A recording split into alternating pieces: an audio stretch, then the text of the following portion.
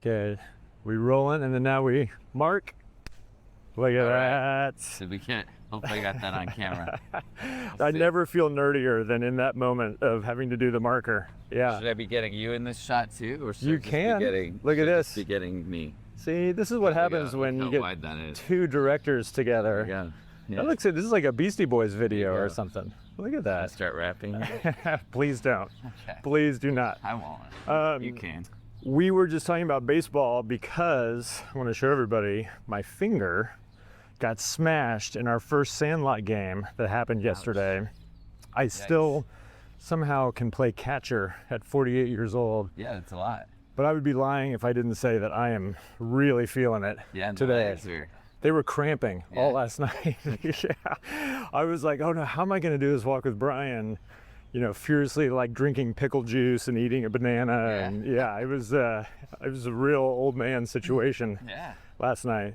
But you were saying that you wanted to make a baseball documentary? I wanted to make a baseball documentary for a long time. I keep trying to find the right thing, and I've talked to MLB a few times, and like I had at one point I had a Ken Griffey Jr. thing going, Seal the Mariners, like I would watch that. My Mariners hat there, classic. But yeah, I had that going. It was greenlit, Fox Sports, and then it kind of fell through at the last minute.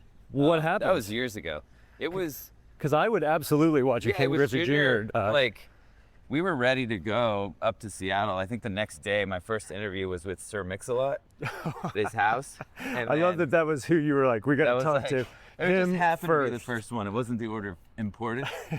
But the night before, Junior got like cold feet and called up, his agent, and his agent called us and was like, yeah, I think Junior's out. Oh, no.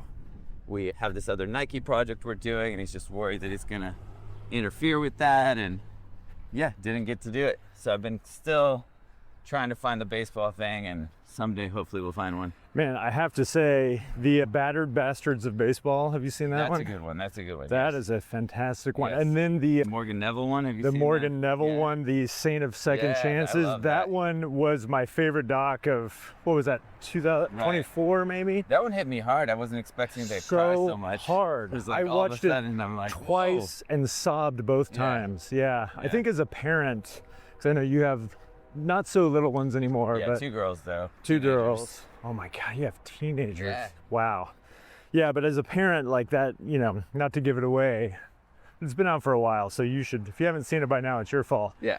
When the daughter dies at the end, oh my God. And then they go on the road trip in the RV named Dylan because Bob Dylan was, and they listen to every Bob Dylan album. I'm getting goosebumps talking about it.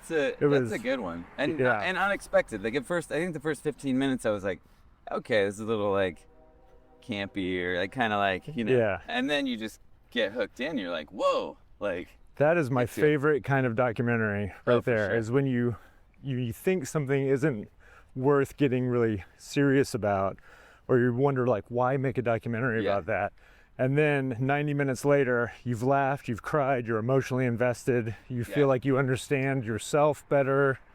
Like that's the ride I'm looking to go on every time I watch a movie. And I feel like those are the kind of movies that you make. You have to find the heart. Like that's the whole thing, right? Like you get some silly little topic that other people would be like, why am I even interested in that movie? And then you just go deep and it becomes a love story or, a father-son story or, something. But you got to like find that. Otherwise, it's not worth it to me. And I like sports too. Like I've made a lot of sports stuff, but I'm not a huge sports fan. I find the human story there, and then you gotta tell that. But it's like I'm not interested in necessarily like bowling, but I made a bowling movie, it's like because of the characters and the so.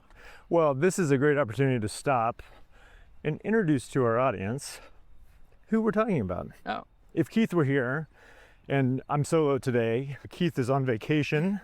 So he sends his regrets. He wanted to meet you. He's a big fan of your work. If Keith were here, he would say, that was a good bit of banter. Yeah, and now, good banter. Let's cue the intro music. Ding, ding, ding, ding. On your left. You're listening to Doc Walks with Ben and Keith. So now, I'm here walking with my friend, Bryan Storkel, who is a showrunner, director, editor, producer, production company owner, father of two, sometimes baseball fan, it Yes, sounds sometimes like. baseball fan. And you are here in town for South by Southwest, where you are premiering your new film, I Got Bombed at Harvey's. Yes, sir. So tell us, let's start there. Tell us about And I on the left here. Got Bombed at Harvey's. Whoa. Yes, I Got Bombed at Harvey's is premiering here at South by Southwest. It's a story of a man and a giant elaborate bomb placed in a casino in 1980, and hijinks ensue. I didn't know anything about this story. You were kind enough to send me a screener that I watched last night, and it's exactly what we're talking about. Although this does have a very sexy hook. I can see how, you go in to pitch this movie and you say, did you know that a casino in Lake Tahoe had a bomb explode in 1980? And we have a lot of footage of it. And we have the one son of the bomber who wants to talk. Like, I can see how that would be a very quick, easy, or not, maybe not easy, a quick pitch. No, so it's very exciting on the surface. yes. And So how did that come together? someone brought the idea to us at a film festival, came up to us after a screening, said, got an idea for you, here's my card. She handed me her card, and she was from a company that mostly did reality TV. Okay. And so at first I was like, oh boy. You're right. And then we got on the phone with her, and she just started telling this story for maybe 30 minutes, and we were just hooked. Wow. I And knew that it would- we as you and your wife Amy. It started out with me and Theo, my partner Theo, that we did Cocaine Island together. And this is Theo Love? Yes, many years ago we started this project, and it kind of I won't get into all the details, but it was a very long, stop and go for many years trying to get this made. I'm familiar with the stop and go. As Yes. a lot of, as happens in this world. But, eventually we got it made. And now Theo's an EP on it. Amy ended up co-directing with me, my partner in business and in life. And here we are. Amazing. So you're premiering at South by Southwest. Does it already have a distribution deal? No. It has some international distribution we basically did Actually, let's pull over here for a second. I got to blow out. I got to tie my shoe. Okay. Can you do double duty here? We get a little. Oh We yeah. got a shoe. You got to get this B-roll. I can get this with this angle. It's coming back to me. This It looks at me. It doesn't look at the shoe. I think it recognizes the talent. Yeah, I tried to get the shoe. Do it. It's like, we know who's important here, and it's not I wanted Ben's the close-up, shoelaces. Okay, so you were talking about distribution. You guys have international distribution? It's an interesting thing. We have a series that we made about it, a 3-part series that has international distribution. Whoa. It'll be on the BBC in, I think, next month or two. Wow. And it has some other distribution in France, Canal Plus, and, wow. Australia, and some other Norway, some smaller countries. Did you guys pitch at Hot Docs or something? We were making this series for a while, and our company, Propagate, ended up doing the sales and selling it internationally. We've thought for a while now that the feature version is a better, tighter, more exciting version. Yeah. We just decided to put together a feature and submit it to South by Southwest. Because even though you had all of those things in place internationally, you didn't have a US domestic Correct. sale. Wow. I haven't heard of a film with that situation. That seems very unique. I think initially we were, you going straight here? Or We're going to cross the bridge. Okay. I think initially we were, of course, hoping for a big all rights deal. Sure. For a major streamer, and that didn't happen right away. But let's stop here, by the way, because this is a pretty good. We get just on the other side of this. This is usually a pretty good view You getting a little view? of downtown. Yeah. And the wild thing about this bridge is from this way, it's very tranquil, and you look at downtown and all this. And then if you turn around, by the way, this is Sunday morning at South by. This is twice as busy as I anticipated it being. Then you look this way, and this is usually where people jump, even though there's signs all over the place that say no jumping. How deep is it? In the river. I don't know the answer to that, because I would never swim in this water. Yeah. But there are lots of teenagers who do and go bailing off of this. And it's kind of amazing how many times you see that. Yeah. And it's a little strange that we're not seeing that right now. Yeah. Yeah. So if you want to go bridge jumping while you're here, Okay. this is the spot. Maybe next time. you get pitched this idea Yeah. at a film festival where you Yes. are with another film. Correct. Which, by the way, I was doing my research for this walk and I was looking at your credits and I was like, Jesus Christ, stop it, Bryan. Like, this is like, you have made a lot of documentaries, my friend. How are you able to be so prolific? Like, you I don't are. know that it's prolific. I think it's just. Let's just talk about right trying now. to- Well, let me just prove my point. Right now, from what I understand, from knowing you a little bit and also reading about you, you are show running the show as Florida Man. I did the first season of that and wasn't on the second season. Oh, okay. So that's not on my plate right now. Oh, okay. Well, still, you are here at South by Yeah. with premiering I Got Bombed at Harvey's. Yes. Which is a feature documentary. And also, I just learned a 3-part series internationally. Yes, also a 3-part. You have the Hulk Hogan doc series coming out on Netflix. Yeah, that'll be out on Netflix this year. This year. Almost done with that. Those are the 2 main ones right now. Well, what else are you doing? Because I think know that that's- you and your wife have a production company. Yes. Called- Sidestilt. Tell me about that name. What It's is? Norwegian. It comes from a Norwegian word. My wife is Norwegian. Okay. Sidestilt, if I'm saying it right, means to juxtapose. Okay. Oh, that's cool. Things that we like in documentary that kind of like, are opposites. Like, things that, the unexpected, the contrast. the contrast Yeah. on things. So anyhow, but yeah, we have a production company. We also had a TV show on AMC second season called Smugshot that aired a couple months ago. Right. And that was about like finding the backstory of like infamous mugshots that go viral or something. It's more about basically all under the umbrella of crimes of entitlement. Oh. So people who didn't really need to commit a crime but did anyway. Crimes of entitlement. Yeah, and they're usually a little I've lighter, heard of terms of endearment, a little but not, quirkier. not Yeah, cri- just, terms of entitlement. I like that. It's not the dark crime. It's some weirder things like, there Like- was a like art non-violent? forgery of a Salvador Dali painting out of Rikers Island prison. That was one of them, Ended up being one of the guards that stole the painting, but someone that like Oh, was interesting. clearly in a position where they didn't need to be committing crime and they did anyway. And Interesting. typically don't get away with it, or it doesn't amount to much, but those are the types of stories we do. We had one here that was part of that 2 years ago at South by Southwest. It was called Dickweed. Yes, we talked to the filmmaker of Okay. Dickweed at the Austin Film Jonathan. Society. Yeah, so that was party. part of the AMC series. Here, let's go over here and look at this. This is a really good view over That's here. nice. So on that one, you were what, an executive producer? Amy was the showrunner, my partner, and I was an EP, and then directed one of the episodes. But our company runs that show. Wow. Okay. And who did you do that for? AMC. AMC, you said. Okay. Yeah. Yeah. Look at Look this. at that. Yeah. This makes Austin look like a big city. Yeah. Look at Look at all those skyscrapers, and we got some nice foreground action with the boats. Got a roaring metropolis. Well, you live in Los Angeles. I Yes. mean, I think this It is- this feels like small and quaint I don't compared to LA. I would It's assume. pretty big. That looks like a You think? big view to me. Yeah. Yeah. I mean, it's a pretty view. You don't have this in LA. Like you get the LA River, Yeah. but it doesn't look like this. Yeah. Yeah. Someday. Someday it will. Well, the nice thing about Austin is it's centralized, right? Like when you're in LA, there's downtown, but there's not really a center. It's kind of like New York, where it's like everything is neighborhood based. Yeah. How long have you been in LA? At least 15 years, but I can't keep track. Somewhere around that. But you Maybe 20.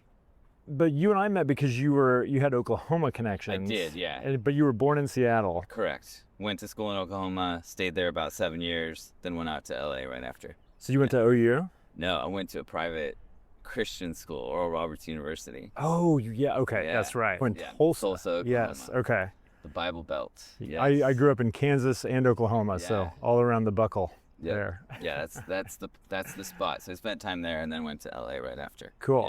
Yeah. And your first films, your first documentaries were Christian Yeah, based, themed, basically, like, right? basically like me kind of exploring things that I believed too, and like kind of diving into the gray areas where I was realizing like I'd grown up like always being taught that there was this black and white, you know, right and wrong, good and evil. Right. And I started like exploring some things that I realized were a little more gray. I was like, oh, the whole world is kind of gray. Yeah. It's not as easy as that. The first one was about the card counting, gambling pastors who took Vegas for millions. Which is so surprising, like the fact that you found that story. I was like, okay, this is exactly what I'm kind of exploring and thinking about in my real life, as far as just people who believe something or do something that goes against the traditional beliefs but doesn't seem wrong. It's like, wait, this is okay. All my life I've been taught that gambling is wrong. Right.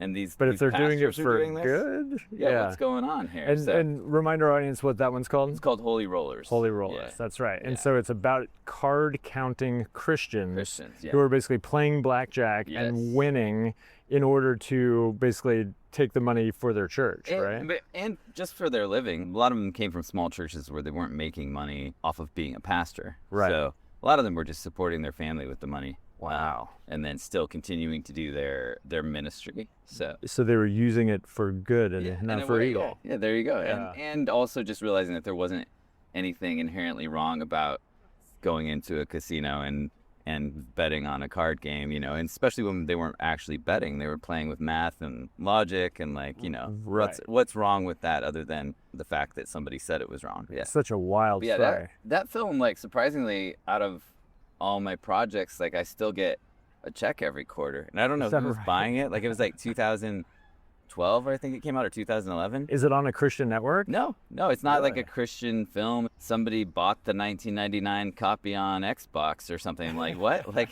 somebody's playing like that. Wait, what? Like, yeah, but there's a lot of rentals, and every quarter, you know, we're getting a check for, you know, $1,000 or something. Like, that's it's like, amazing. Like, wow, this is crazy. Like, I don't know how people are finding it or still watching it, but it's pretty cool. That's so great. So then you go from Holy Rollers to Fight Church was the next one. That was cage fighting pastors.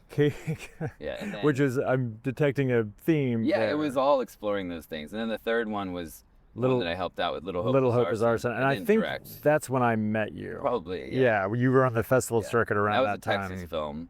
About two boys that had burned down 10 churches. So it starts getting a little darker, and then eventually we came back around and did Alabama Snake, which is about a pastor who, you know, forced his wife to get bitten by a rattlesnake in an attempt to murder her.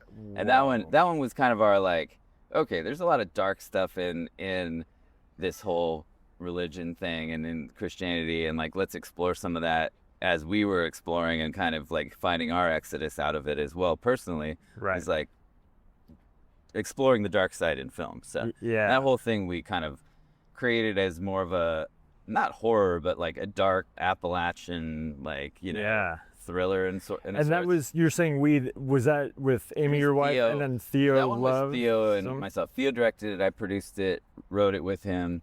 A lot of the projects we did together, it would start out small, and it would just be like me and him finding a story, going out to a location and just like exploring and scouting and like talking to the people, and then eventually we'd bring in bigger crews. But it was a good, we did several films where it was, you know, me and him creatively.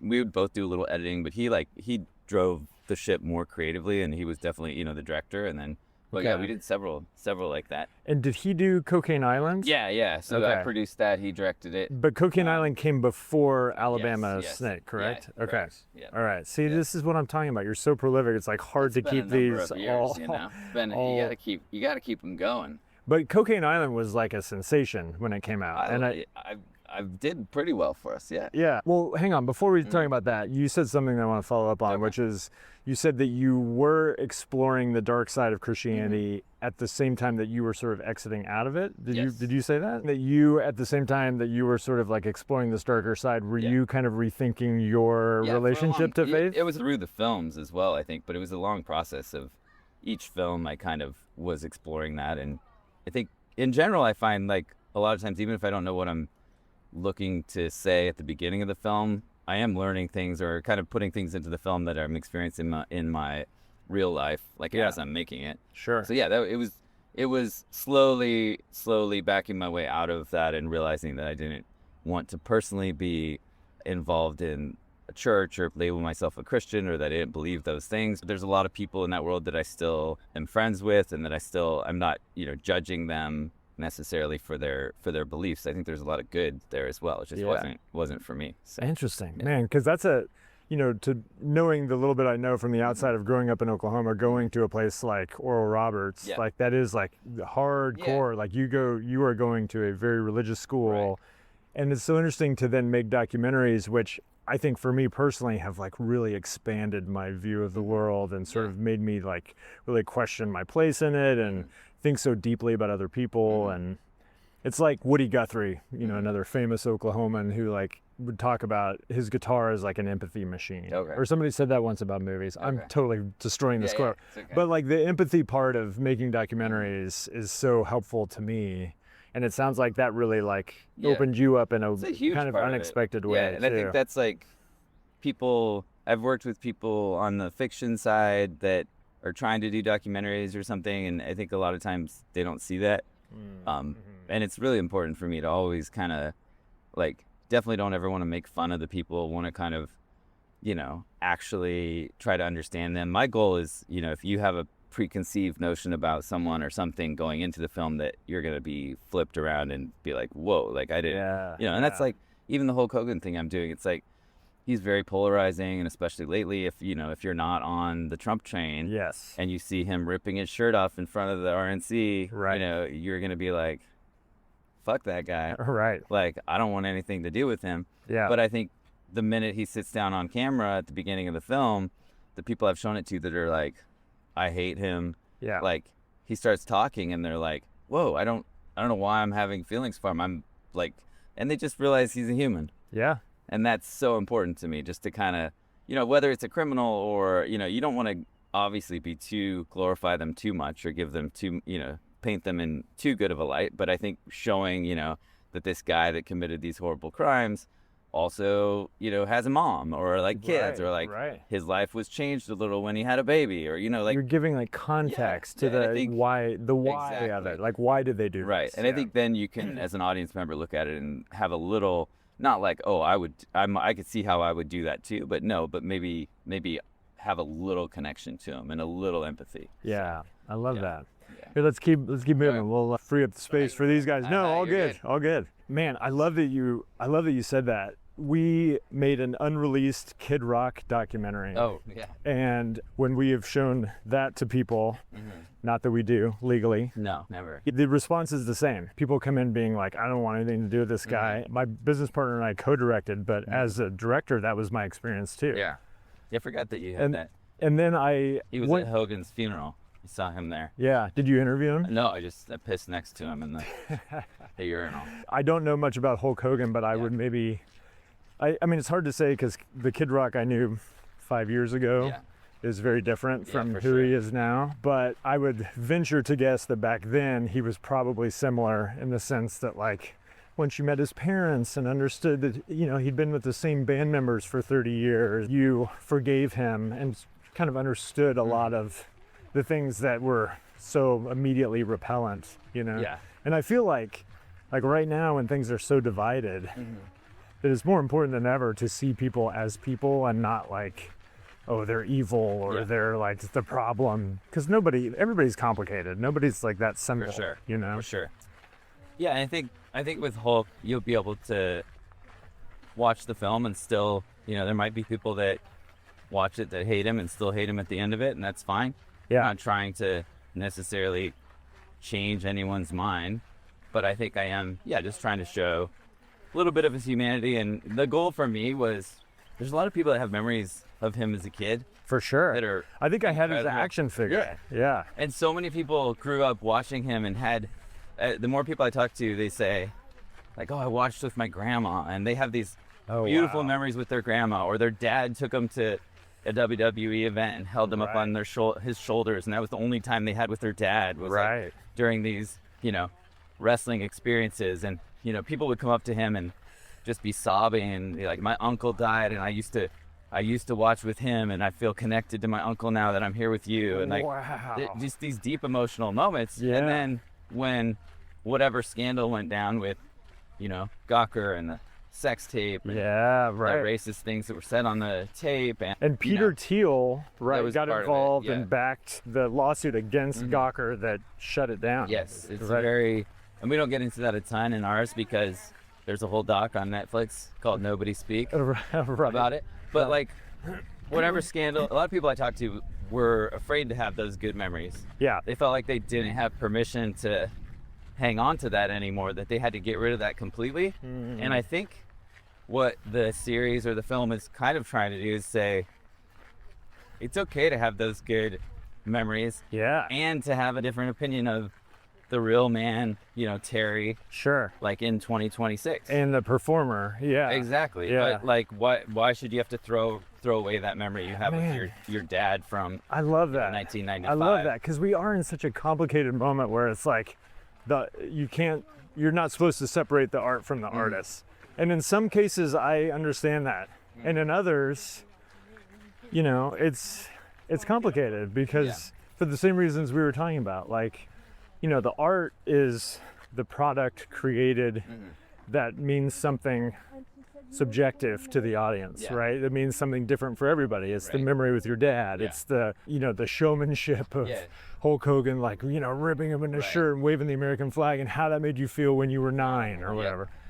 And then the political affiliations that were, here, let's go this way, you know, of him today, like, affect you a different way. And both things should be true. Right? And they can be true. Exactly. Okay, let's see. Hang on a second. We are in Zilker Park. Where are we? Let's look at this. Look at all these people here. They're walking dogs. They're playing volleyball. This is where Austin City Limits takes place, the huge music festival every year. This is like 3 stages, thousands of people. Wow. But I guess if Austin had like a central park, this would kind of be considered it. Okay. Have you ever been over here before? I don't think so. Yeah. What about the Barton Springs? So Barton Springs is just over there. And that's some sort of giant pool? Oh, have you never been to Barton Springs? Yeah. Oh, Brian, you got to come back in the summer. Yeah. And we're going to go to Barton Springs because it is kind of Austin's crown jewel. Like, you know, it's super hot here. Like in the way that New York has winters, we have our summer. Everybody stays indoors. You know, it's super hot. People get irritated. But we have a naturally fed it is natural pool by our aquifer that this area sits on, and it's 68 degrees year round. And so you jump in and it's freezing cold, and even when it's 100 degrees outside, and it's like air conditioning for the entire day, basically. It like cools you off, puts you in a great mood, just swim around, and it's huge. And it's this like public gathering spot that is really one of a kind. Like I haven't seen anything quite like it anywhere else. Very cool. You got to come back. Yeah, I've never gone. I've heard about it a lot, but I've never gone. Yeah. Let's flip around. I was going to suggest we go along this road, but I don't know that there's a drop-in point back to the trail. So maybe we just hit the trail. Maybe we just hit the trail and in reverse here. Tell me about the premiere of I Got Bombed at Harvey's. Good audience, seemingly a good reception, good response.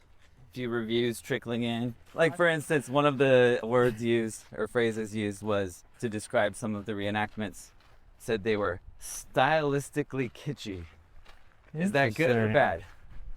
What would you say? I think I interpret that to mean that if you are meaning to be kitschy as part of the story, which I think you are. I think some of them are, and that's like... Then that is positive, because that is what you are intending as the director. There you go.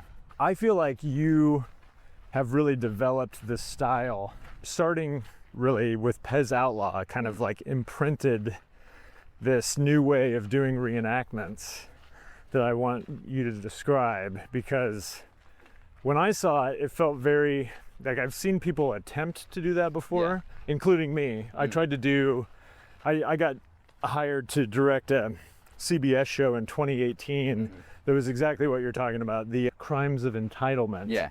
This was called Pink Collar Crimes. Oh, okay. And it was about largely moms who commit nonviolent first-time offender crimes, do a terrible job, and we did a bunch of interviews. We interviewed the real people. We did 8 episodes. Each episode was focused on an individual story. Okay. We would cut those together, and then my job as a director was to go out and do the stylized reenactments. Okay. And that was basically like, you know, we cast people who looked like the real people, filmed them like a narrative, had them even do like lip flap of the interview.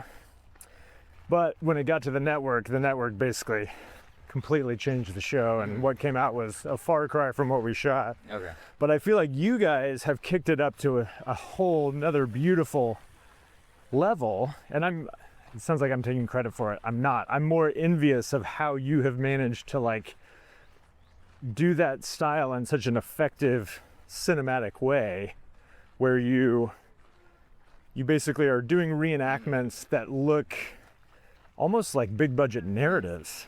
And I feel like that's like the kind of an interesting new take on the genre. So I want you to critique how I just said that because I feel like I'm not doing it justice. So how do you think about this kind of style of reenactments that you guys have created? I think reenactments had their, moment here in the last, 8 years, where all of a sudden everyone wanted to do reenactments. Mm-hmm. And yeah, because before it was kind of like a dirty word. Like you didn't want to do recreate. And then all of a sudden I would talk to directors that just wanted to do reenactments. And I think the goal for us has never been like to do reenactments.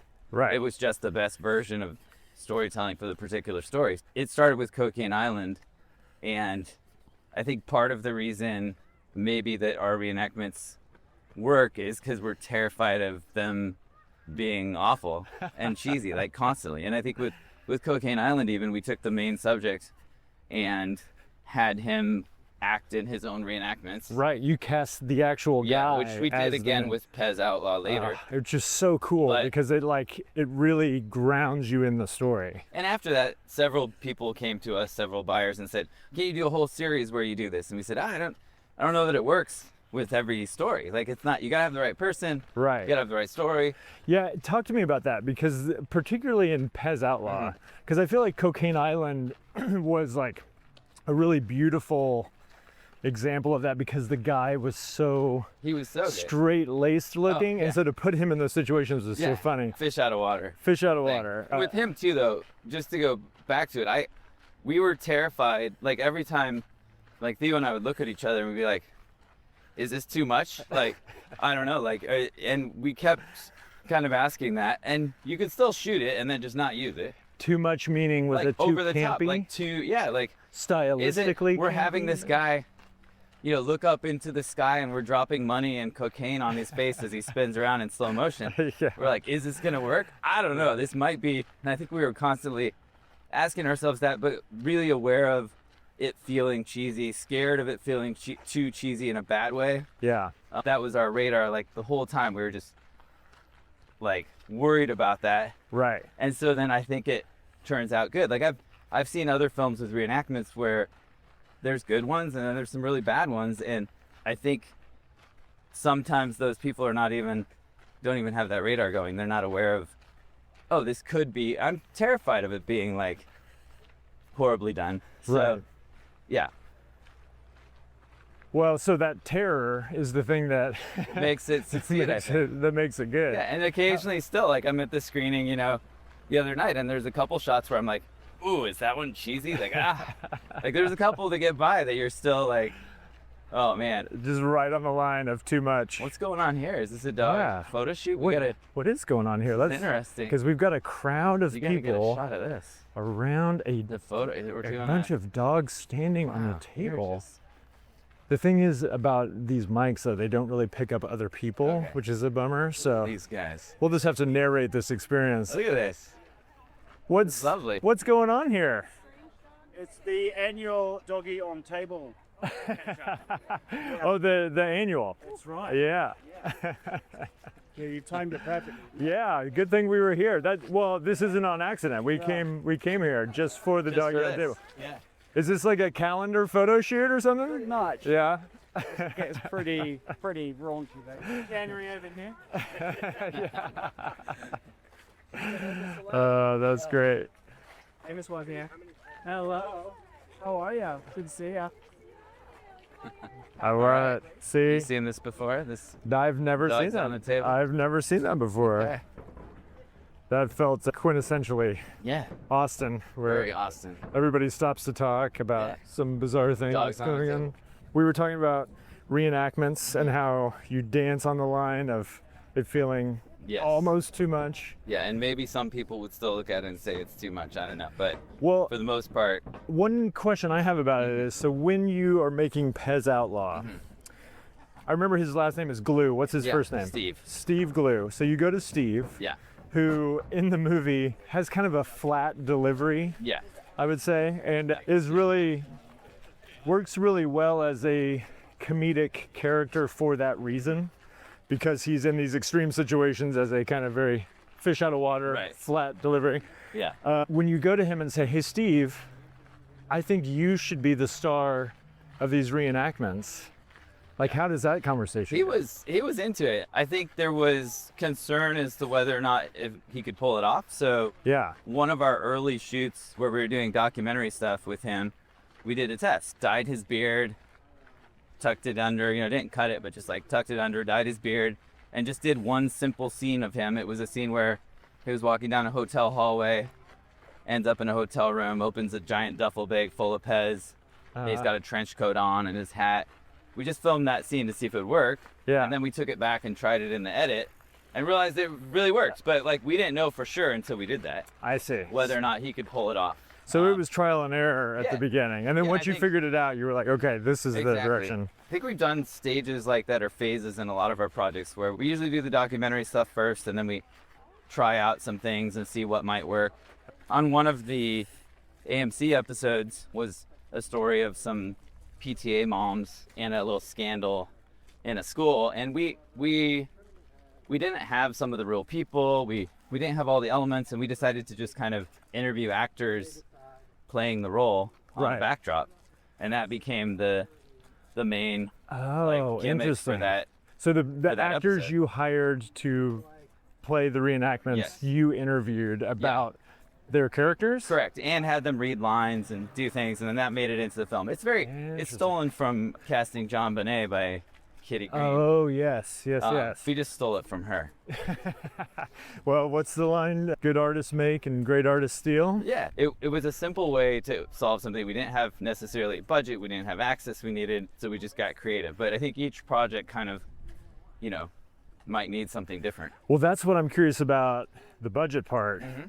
When you are making a doc like Pez Outlaw, let me just tell you how I assume you do it, and then you correct me. Okay.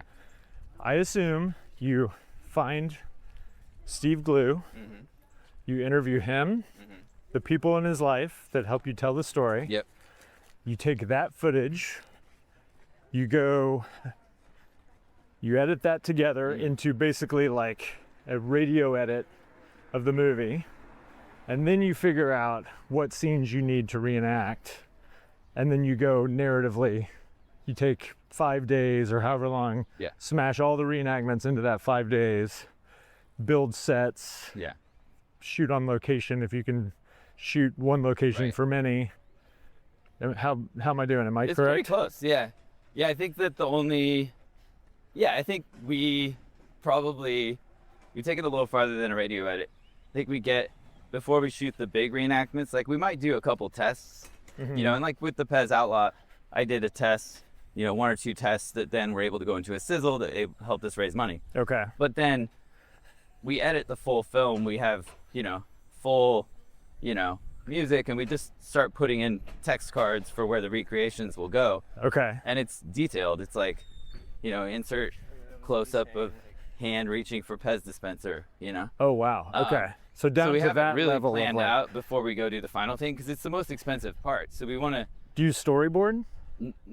We have before, but not always, because sometimes it might not be as detailed as like close-up medium shot. Like, here's the story of what's happening. He reaches for the Pez dispenser or unzips the bag, and it ends up getting fairly close to what we need so that we can save money and not shoot unnecessary things in the actual... Right. I mean, it's very much the same as a scripted process, we're just using our rough cut as the script. Yeah, it really is. It does feel hybrid in that way where you guys are putting so much time and attention and narrative devices into the reenactment. Do you feel like you're directing a narrative, or is it still a documentary? It very much feels like that. I've never directed a full feature narrative, but it feels, it's the same kind of crew. It's the same, it's the same process pretty much, other than like, we don't typically do a lot of dialogue. Right. Do you do the lip flap where you take lines from the sometimes the interview and have the actors mouth it? It's occasionally, the drunk history thing, or saying that. Yep. Occasionally, we've done it. I think it can be overdone, but occasionally we'll have one line that really would land with that. Yeah. Or cutting between a real interview and then the scripted version finishes the sentence, or vice versa. Yeah. The thing I was really surprised about with I Got Bombed was that it's really a story about fathers and sons. Right. And it's told through such a fantastic, explosive, pun intended, sort of A storyline, but the B story and the subtext of it is really about how to treat your family, and how you treat them is how the world sort of treats you. And I was surprised that it had that heavier emotional family layer. Yeah, it's a very deep family story, a very dark family story. Very dark. Yes. I think we didn't quite realize how dark when we started, and finding that balance was tricky, right? Because we saw the fun elements of it, the heisty elements of a casino in 1980. Yeah, and you want to use the bomb exploding. I didn't know until it goes off that it was going to go off. Yeah, which I think is what you were going for. But I was really surprised when it did. Yeah, it's and we heard all these stories and heard about all the fun, but we didn't know about the details of the family story as much until we really got to meet Jim. Yeah. And got in there. One early idea was Jim, the main subject, who is one of the, his father puts this bomb in the casino and he helps him. The father forces him to help him. To it, yes. So Jim, early on, we thought, well, maybe Jim could play his father in the reenactments and then explore this relationship, and it could be this therapeutic thing. I think quickly we realized that wasn't like the best version of this film or a good idea. Yeah, it seems like he's still processing. Yeah, and it's darker. Also, he wasn't as great of an actor, as charismatic, or what have you. Yeah. But also just not something we felt like we needed to put him through, and we just went with more traditional. Let's cast the actors and go the normal route. We don't need to have people playing themselves and everything. If it works, great. So that's cool. I like that. That's if it works. Okay, we're coming up to the end here. We usually do 3 lightning round questions at the end. So what was the gateway drug documentary for you that made you want to make documentaries? The film itself? Yeah. There's a number of films that I saw at South by Southwest years ago. So wait, you just tell me that story about coming to South by Southwest. I came in the early 2000s before I was making documentaries. I lived in Oklahoma, and I would come down to South by Southwest and just sneak my way into like a press pass for my local press outlet in Oklahoma. Sorry.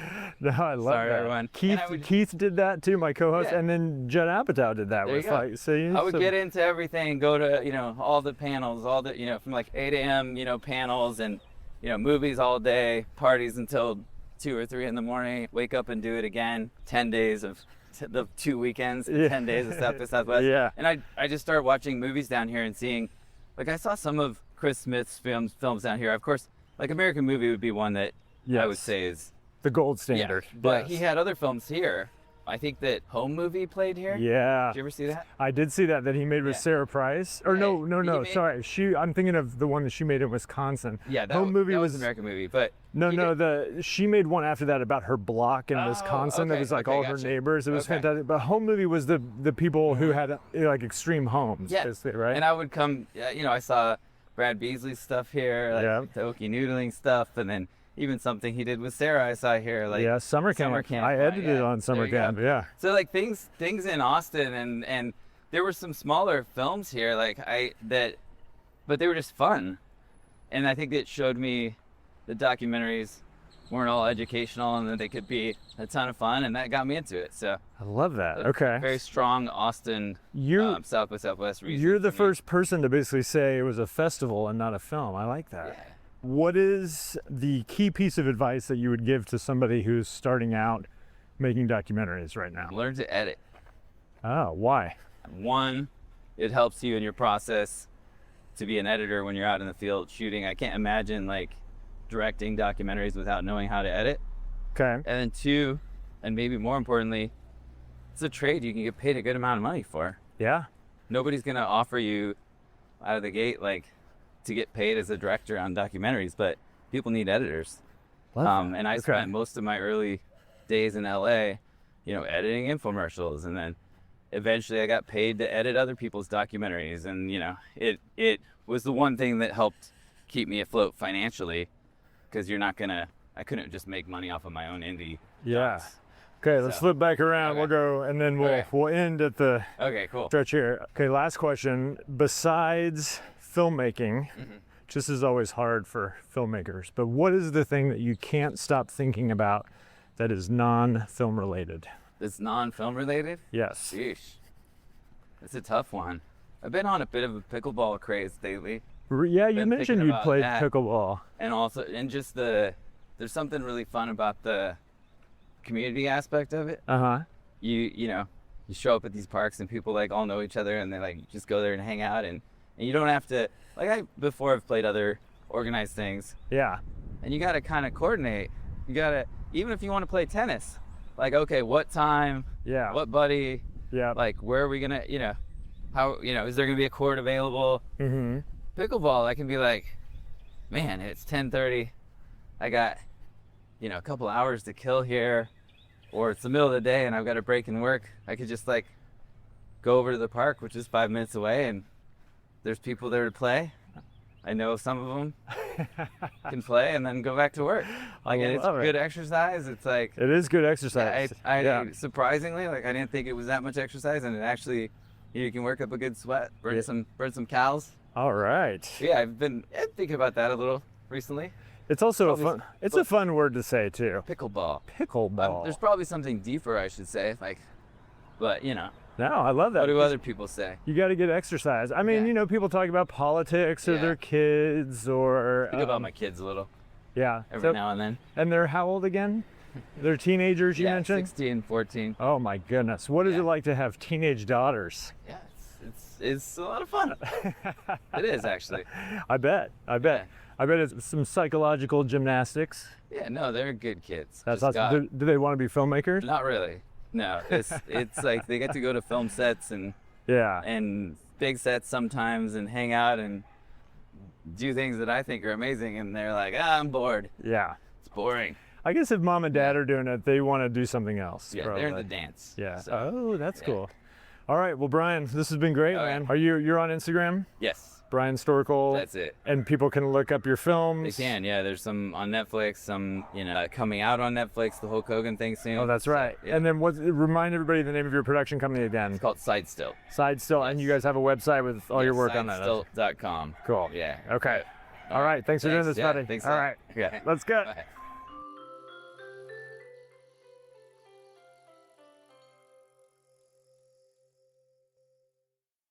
Next time on Doc Walks, we're digging into the depths of personal grief, but we're contrasting that against the heights of improv comedy and stand-up with special guest here in Austin for the Moon Tower Comedy Festival, author, stand-up comic, documentarian, Academy Award nominee, Jenna Friedman, here on Doc Walks.